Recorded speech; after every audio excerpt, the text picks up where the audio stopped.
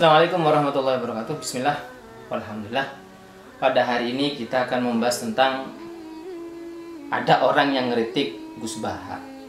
Gus Baha itu udah punya umat, bukan milik golongan. Jadi kalau Al-Quran, tafsir, hadis itu udah milik umat Islam. Jangan ada yang menyudutkan, jangan mencari kesalahan-kesalahan. Udah punya umat, Quraisy Shihab punya umat.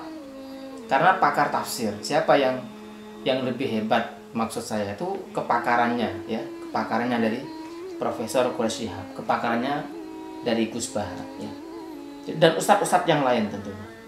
Tapi kalau ada kesalahan yang memang fundamental itu perlu kita kritisi. Tapi kalau kesalahan-kesalahan yang dicari-cari itu jangan sampai, ya. Coba kita lihat ada dosen yang hafalan Al-Qur'annya kurang, sangat-sangat kurang, hadisnya perlu dipertanyakan, dan mengomentari apa yang dikatakan Gus Baha, katanya keliru. Nah, ini ilmunya kurang, saya kurang daripada Gus Baha, sangat-sangat kurang. Pelafalan bacaannya juga ada yang keliru. Nah, ini coba kita lihat. Nah, Gus Baha. Jadi supaya tenang, yang favorit dengan Gus Baha itu kacau itu. Langsung sombong itu sama Gus Baha. Pak, waduh.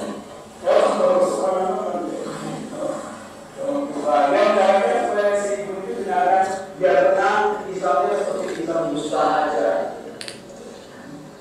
Dia juga membaca ini, dia kepada dia mencantumkan YouTube-nya. Channel YouTube. Channelnya. Akhirnya coba saya buka, dan akhirnya itu sudah buka.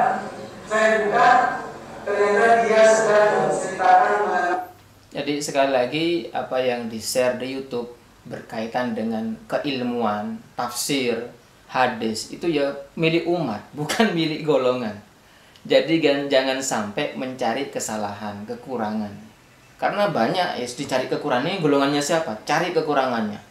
Share semua lah ini. Kalau batas keilmuannya menurut saya itu kurang. Hadisnya juga beberapa aja yang dihafal. Al-Qur'annya perlu dipertanyakan. Jangan sekali lagi meremehkan, ya, para ulama, ya. Semua termasuk Gus Baha, termasuk Quraisy Shihab, termasuk Ustadz Abdul Somad, Ustadz Adi Hidayat, semua jangan sampai mencari kesalahan-kesalahan para ulama. Nah, itu fatal itu kalau mencari kesalahan-kesalahannya. Tapi kalau memang ada sesuatu yang mendasar, fundamental, perlu dikoreksi, ya perlu dikoreksi. Tapi kalau misalkan dicari-cari, jangan, ya, ini teruskan gitu. Kemudian dia dengan entengnya membaca surat Toha ayat pertama dan kedua. Ya, Toha ma'azana ilaika Qur'ana litasqa. Ya, itu bacaannya udah keliru. Maaf ini saya ngoreksi karena Al-Qur'an. Kalau Al-Qur'an keliru lah langsung dikoreksi, gak masalah. Ma'anzalna alaika bukan ilaika. Ini bacanya ilaika. Alif sama ain itu beda jauh, ya. Ad-du'a'u ila, ad-du'a'u ala itu doanya, berbeda artinya.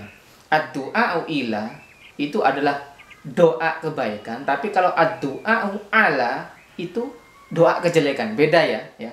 Ini ma'anzalna ilaika, ini keliru, yang betul alaika, ya.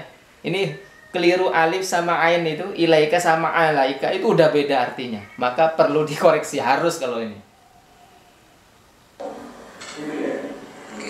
Jadi surat Toha itu, lalu dia nggak masalah dia tadi tenang aja. Mungkin karena dia masalah sebagai ahli tafsir, tenang aja.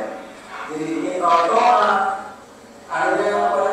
Dia terjemahkan, hei Muhammad, maka tidak saya turunkan ilaika kepada Muhammad. Ya, Quran untuk supaya susah. Maka dia katakan tidak sok. Saya tidak turunkan ilaika kepada Muhammad. Jadi pertama terjemahannya dia berterima kasih tanpa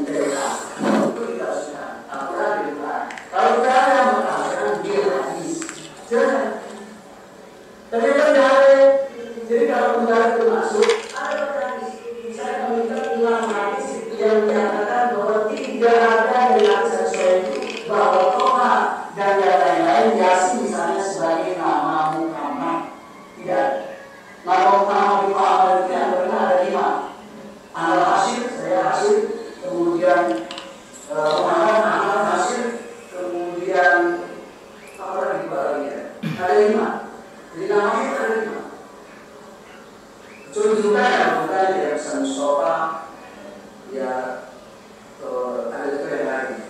Tapi tidak ada nama dan semua tafsiran dari hadis dimasuk itu menandakan bahwa itu hanya hukum mutlak. Nggak perlu Gus Baha yang jawab. Gus Baha sudah menjawab sebenarnya. Dalam video itu Gus Baha sudah menjawab bahwa Toha dan Yasin itu para ulama tafsir mengatakan bahwa Allahu a'lam bi-. Para ulama, para ahli tafsir tidak menafsiri, ya. Allah Maha mengetahui, lebih tahu dari kita apa yang dimaksudkan oleh Allah. Cuman dari beberapa kalimat katanya Gus Baha, ulama masyhur mengatakan ini Yasin wal Qur'anil Hakim innaka. Ini kan dengan innaka sesungguhnya engkau. Yasin wahai Muhammad dengan sesungguhnya engkau itu kan sudah menjadi pas, ya. Dengan Yasin itu bermakna Nabi Muhammad sallallahu alaihi wasallam. Begitu juga Toha ma anzalna alaika, ya. Jadi dengan kahnya kepada Nabi Muhammad kembalinya itu, maka Toha itu ulama katakan memang betul-betul Nabi Muhammad sallallahu alaihi wasallam.